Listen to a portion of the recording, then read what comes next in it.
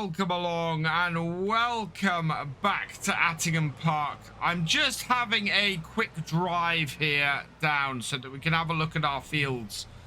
We have managed to seed as much as we were able. I did manage to get this field here, field 12C seeded. We've got some weeds coming through, but we're looking good. The sorghum is growing. We've got a bit of a problem in our other fields. You can see the weeds have been let to go a bit. We've not been able to get a weeder on them. And we're not able to get a weeder on any of these today because, as you can see, we are minus 844 pounds. So, yeah, that's bad news. So what I need to do is we need to get a bit of money in. We've got pretty much everything done on our fields we can at the moment, but we do have some options for how we can get a bit of money in, and we also need to deal with field 6. So I'm going to just park this in the shed over here. What we're going to need to do then is some contracting work, and as I said, we've got a couple of options. This is our cedar here, and we kind of need to get something in field 6. As all of our planting windows have closed, as you can see down here, the only thing I can really think to do is put in oilseed radish. Oilseed radish will grow, and then what we can do is field 6 will be our second wheat field. And wheat we can plant in September. So we'll have 3 months where the oilseed radish can grow. We'll get some early fertilization and it'll work out well for us. So that is going to be my first job today. I've turned off the manual attach. So I don't quite know why it's telling me I cannot disconnect that. We will have to give that another try. Attach while folding is not allowed. Okay, let's unfold it then. And, oh, actually, no, I took the transport wheels off. Because the transport wheels, yeah, I figured we'd do it like this. So let's see if we can start this and then fold it or unfold it. No. I think we're going to have to abandon this cedar. I think we'll use it up. We'll get it cleared off. We want to unload the big bags because we're not going to need fertilizer for the oilseed radish. So let's open it up. Let's get all of these seeded.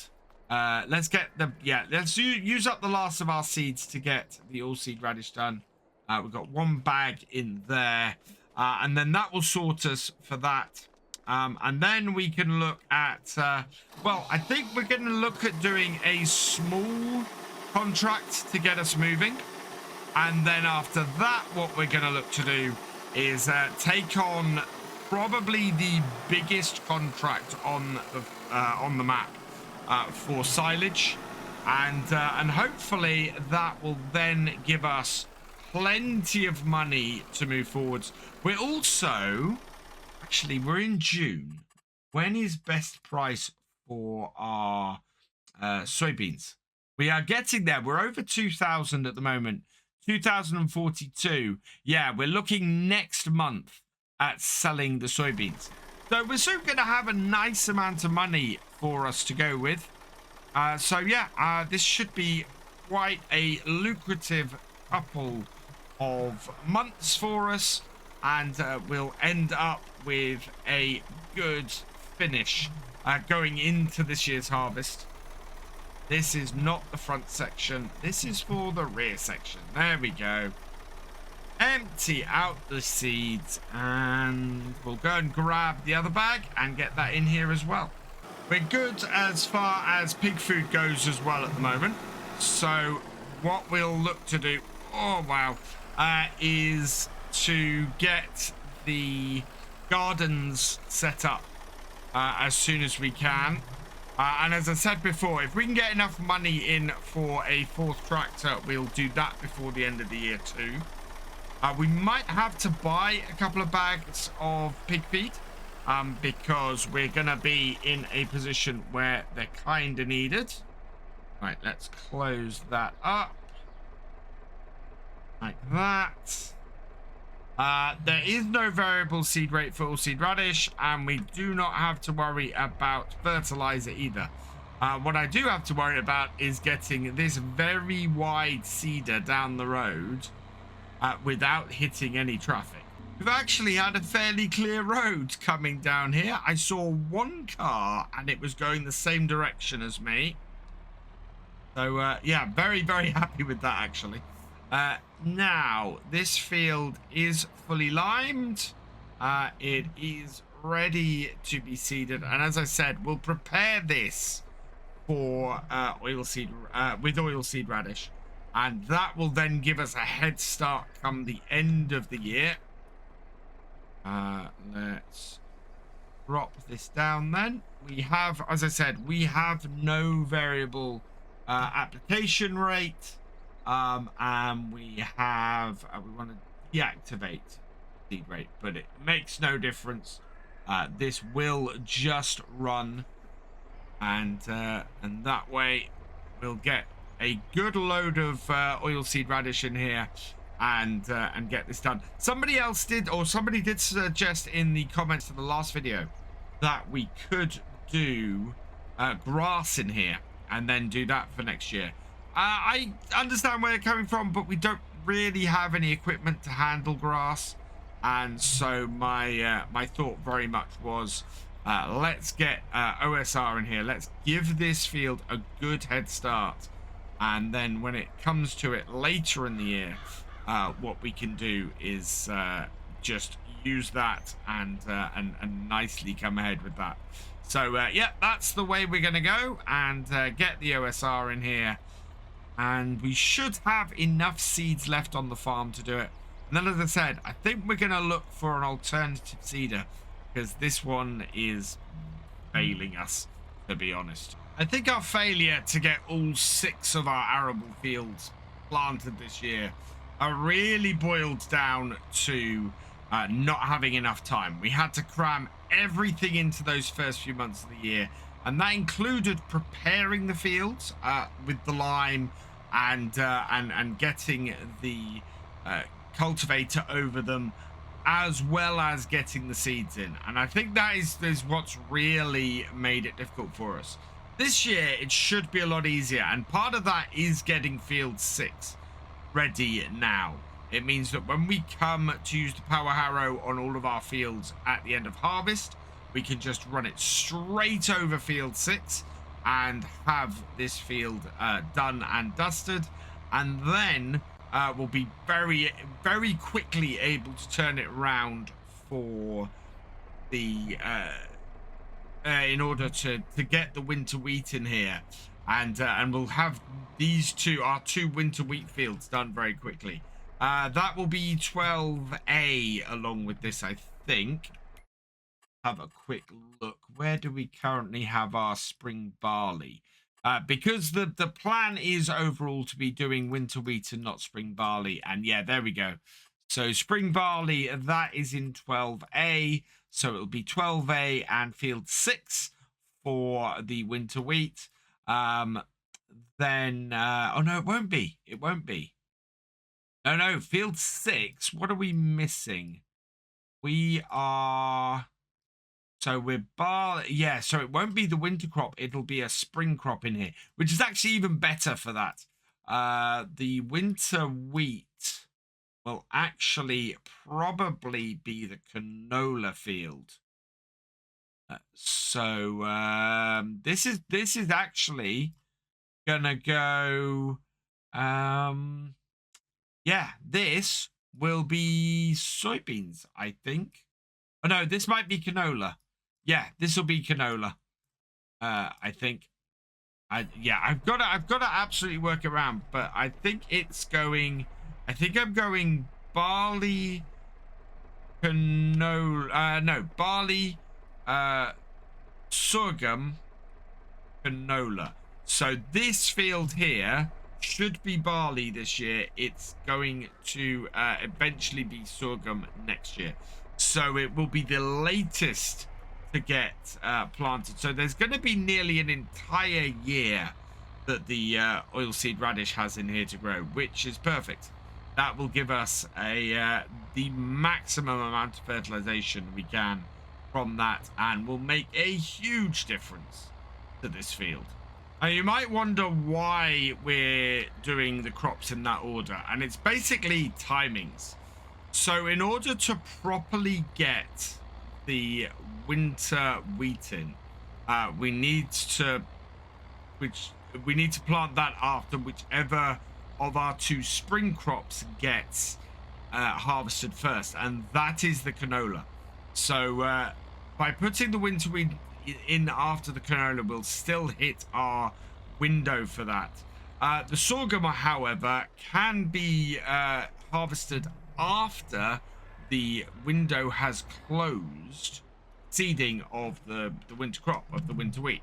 So that gives us then slightly longer to get that harvested, and means we can then put a spring crop like canola in after it. And then, of course, the canola, that then leaves enough space for the winter wheat. And the winter wheat, the earliness of that getting harvested, what I'm actually thinking is that we can then plant we can plant some oilseed radish in after the winter wheat, get a nice bit of a head start on the sorghum as well.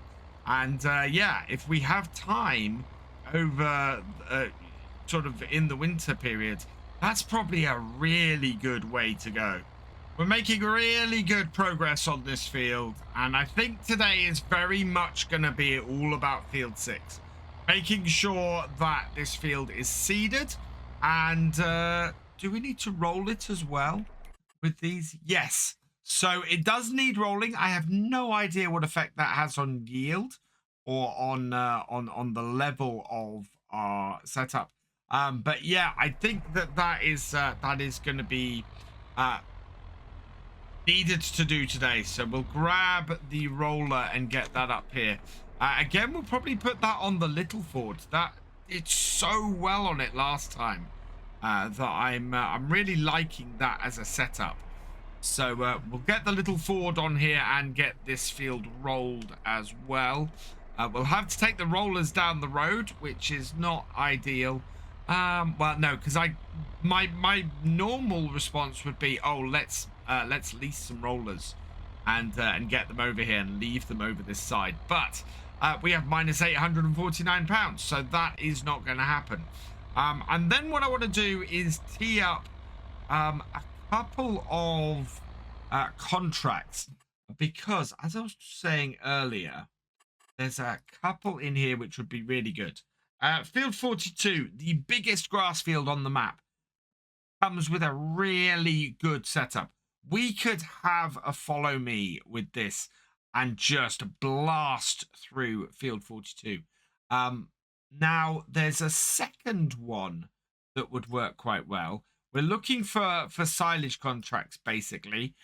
There's a second one here, field 42, then field 32 we could do, and that would do great. And if we borrow the equipment on 32, it'll cost us £449 rather than 2,800 for the same equipment.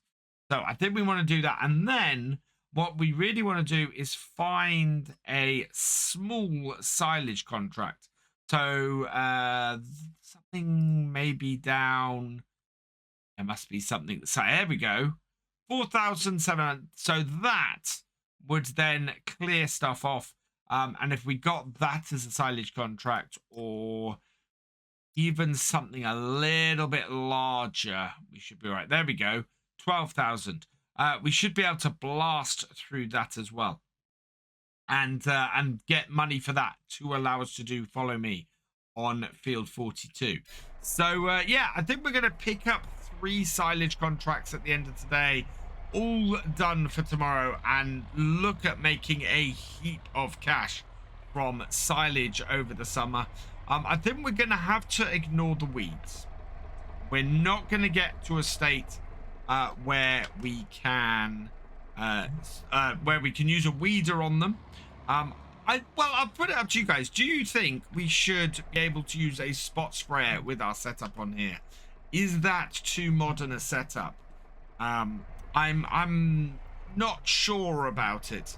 And yeah, I want to get your feedback. Do you think we should use something as modern as a spot sprayer on here? If not, what we'll probably do this year is leave the weeds and buy a weeder for next year. Otherwise, we will we can get a spot sprayer and spray the weeds this year. I'm in two minds about it. I actually don't mind leaving the weeds if we can't deal with the weeds.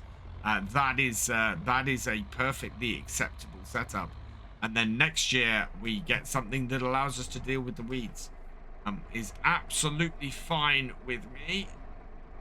In around this end, line ourselves back up, and yeah. Otherwise, it's going to be quite cool going around, getting a lot of the silage done. A lot of silage bales done. What I should say is I've added the production revamp mod to the game. I spoke with GB Modding after the problem we had with the last silage contract we did. And yeah, GB tells me that it is a fault. It's a bug in the game. What you need to do is get the production revamp mod and use that, and that should solve the problem. So we are going to be testing that next time to see how well that works, and if it does, it's going to give us a whack load of money going into the harvest this year, in which case I will be less worried about getting rid of the weeds compared to getting all of that cash injected into the farm, possibly even allowing us to buy another field. We're getting into the bottom corner of the field, and we've used impressively few seeds getting this field done with oilseed radish. Come on, drop down. There we go. So yeah, it's been good. We've had plenty to get it done. Obviously, we've not needed any fertilizer to do this either. So it's going to be a great way to use any excess seed we have in a given year to up that fertilizer. And in fact, between doing this and having a whole load of slurry, sorry, this should give us a quite good coverage without needing too much actual solid fertilizer, which is even better. To be able to keep down our fertilizer costs is going to be a massive boon. Right, let's get this headland done though. So should be 2 headlands here, 1 headland around the side back to the entrance of the field, and then 2 headlands at the entrance of the field, and that should cover everything. I think what we'll do is we'll go give this tractor and this seeder a wash, and then we'll go and then we'll take the jewels off this tractor so that we can come and roll this field. I don't know whether I don't know whether I'd leave the jewels on or not. Probably not, I think. I'm trying to think back to the days when we were on the farm and what we would have done then, and I can't really remember, unfortunately. So yeah, let us know in the comments. Would the jewels make more sense for rolling the field, or do you think we'd leave them off, or, you know, to do that kind of job? Because I am intrigued, and of course I do want to get it right. Well, that is all the headlands done except for the last one here. Up to here. Reverse ourselves around. Get these 2, and that will then finish things off. And yeah, that means that we have this field all ready with OSR, oilseed radish, as a good cover crop, and plenty of time for it to grow. as I said, it's going to have nearly a year to grow, so it's going to have plenty of opportunity to put lots of good nutrients in the soil, and the sorghum should be really nicely done for it. And it means that yeah, this is a window of opportunity for us for for what to do with the wheat, the winter wheat when we harvest it, because the winter wheat will harvest pretty early, and as a result we will be able to get the radish in, give the soil some rejuvenation with it, and yeah, set ourselves up for the next year really well. I'm quite excited, actually. This has opened up a whole window of opportunity I wasn't expecting to have with this. Right, I need to get this back to the farm. Hopefully we'll have as little trouble with the traffic heading back as we had on our way out here, and then we'll be able to come and get this rollered. But first, we need to get the remaining seed out of this, and give both of these pieces of equipment a wash down. My biggest worry getting back is having a clear run over the bridge, and oh, that's gonna be tight. We're all right. One close call, but otherwise okay. Let's stop this here, unload. Yep, there's our bag of seeds out, and then we'll take this all over here and get this washed over here. That and as I said, I think we're gonna look at selling this seeder. It doesn't work properly. That's the biggest problem. I've got it hooked up to the tractor and I can't disconnect it easily. There is a way I can disconnect it. I can take it over to my workshop and alter it, customize it, and we'll customize it and put the transport stuff back on, and that should disconnect it from the tractor. But it is annoying that that seems to be the only way to disconnect this this seeder. It's very, very annoying, and in actual fact it's going to be a bit of a problem because, well, I think we might need to, yeah, we'll need to sort out the transport setup and everything, disconnect it from the tractor, and then use the transport setup to move it out of the way, because yeah, otherwise we just can't move it. Right, reverse it. Not a huge amount of fun to reverse either, but yeah, if we bring this here. Nope, can't do it this way around. I need to maneuver it in such a way that the transport wheels are going to be able to be a way we can pull it away. So let's bring it here like so, and we should be able now pop into here. So problem is, like this, oh, it will disconnect. It has disconnected. I don't understand what changed. Anyway, yeah, let's alter this. We want to customize it. We want to put the transport. That won't cost us anything. Yep. Okay. I actually quite like, okay, it's got its transport wheels down. That's fine. Let's take this. And, whoa, where'd that go? Yeah, it's a bit of a funky one. Like that. That would probably be the way to connect it and disconnect it if we didn't have that. And then the only tractor I've got available to me around this side is our little tractor here. So let's drop weight off the back. Whoa! And the weight off the front in the form of our big bag. Reverse this up, and I'm going to go and move that out of the way, because it's a 3-point hitch that. Our seeder has finally popped up into its position, as it should. So connect that up, connect that up. Now I should be able to, yeah, there we go. Hold that. You know what? I think I'm going to hold on to this. I now have a way of getting this to work. And we can go with that. I can do that. It's annoying and it's not the best setup, but we can work with it. And it is the best seeder for us on here. So it is just annoying that we're going to have to run rings around to get it to work. So I've had a little bit of a clear up to put the extra seed and fertilizer bags away. We'll take this now and head into the shed with it and just drop it off. Because as I was saying, I think the best tractor for us to be doing the rolling with is actually our 7810, because it is our main work tractor on the farm.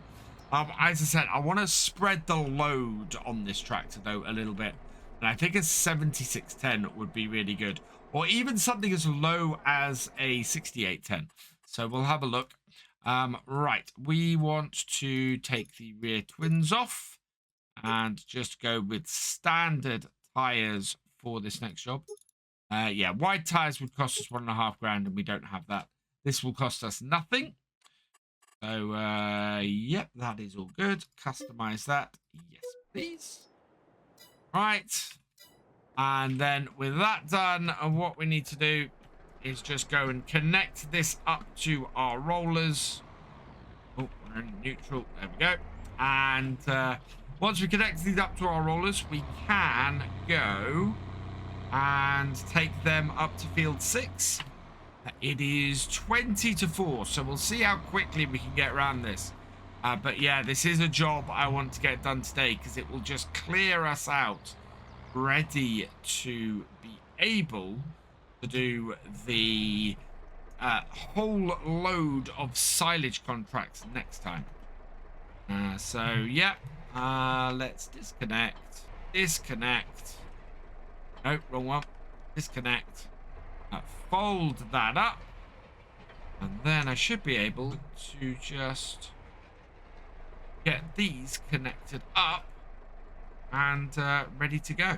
So down to the field, and we got our rollers down here. I don't think the local council is going to be very happy with me, but disconnect that. What I'm going to do is just come round here and try and sort of maneuver myself. Actually, let's fold that back up so that second roller, yeah, like that. Now unfold this and see if we can back this into position and get these connected up.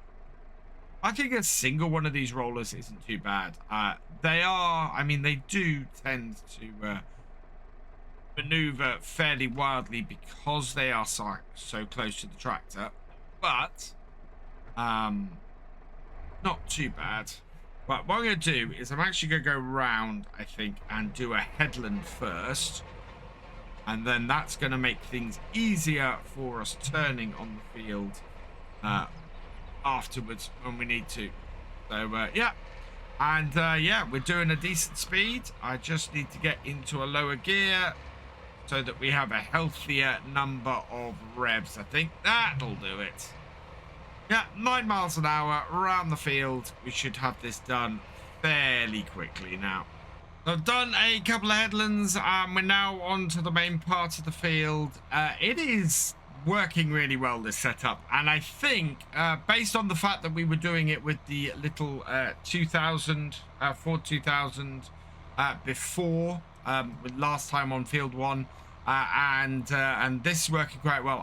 I'm definitely thinking a 6810 or a 7610 would be perfect for the farm to sort of come in, do this kind of job, to do some of the smaller jobs and just take a little bit of the workload off this tractor, because we have over 15 hours on this tractor on this series now, which means that this tractor has been used pretty much every single video so far. So yeah, I want to take a little bit of strain off this tractor, make sure that this tractor is continues to be really functional and really useful to us on this farm, but at the same time make sure that we're not overloading it and doing too much work with it, because the problem we have with the county is, while the county is great and has the same sort of horsepower it's not quite as good an all-rounder as this tractor because it doesn't have that turning circle and has those big tires on it, which is yeah, it's not so great. A 7610, we could have it do the rolling, we could have it do weeding, we could have it doing lots of little jobs like that. It would be absolutely perfect for it. So yeah, that is definitely, the more I look at it, it's definitely an aim for us on the farm. We're coming to the last few rows in this corner, and yeah, it's been fairly unremarkable, the rolling on here. It has gone through and done the job that we needed it to, which is great because this field now should be as prepared as it can be for next year. I mean, this is the remarkable thing. I'm now realizing that, yeah, this field is not going to be touched again until about May next year. Maybe slightly earlier. We might be able to get the sorghum in April if we're lucky. But yeah, we're not looking at doing anything more on this field now until next May, April, May time. And in fact, the interesting thing about these fields is that we don't really have much to do on our farm itself now until harvest starts in a couple of months' time. That means we have the perfect opportunity to go and earn quite a bit of cash from the very, very large number of baling and silage contracts are on. We'll be able to test out the new production revamp, see if that has fixed the issue that we had last time. Hopefully it has, because I would like to boost our income quite a bit. We might even be able to finally buy the fishery, which would be perfect. We want to get that. That is going to offset our monthly costs quite well. So, yeah. The other thing I'm going to do is I'm actually going to leave these rollers here. So let's just connect that. And then we're going to take this tractor back up to the farm. Before we do that, though, what I want to do is just pop into here. We are going to accept the contract on field 42. We are going to borrow the items for field 32. And then I just need to find a quick little silage contract. Something that is not too expensive. Tedder. No, that's a little too low. So what have we got? That is a wrap it for silage bales. So that's 10,000. That's slightly less than the one at the top. Yeah, I think we might take that one. Field 31. How big is that field? Let's have a quick look. Field 31 is... We've got 42, 30, 32, 31, actually, I think is a great one for us to take. So we'll take 31. We'll do 31, complete it, 32, and 42, and yeah, make a whole load of money off those. So let's pop back here. 31, we will accept the contract for that as well. So we can tell which is our least one, which is 32. We'll do 31, get the money in from that, and then we can go and hit 42 and 32 with the Follow Me mod. And yeah, I don't think... I think 35 might be a good one to take. After we've got 31 done, we can do 35 and get silage off that as well. And yeah, just make a whole host of money. For now, though, I'm going to get this tractor back to our farm. and call it a day. So all that remains is for me to say thank you for watching. I hope you've enjoyed this video. Please leave a like, drop us a comment, and give it a share. Special thanks to all my patrons and channel members. Your support is invaluable in making these videos and helping the channel to grow. For more from Virtual Farmer, check out the links below, follow on Twitch to watch live, and for more videos, subscribe and ring that bell. I will see you next time. Goodbye.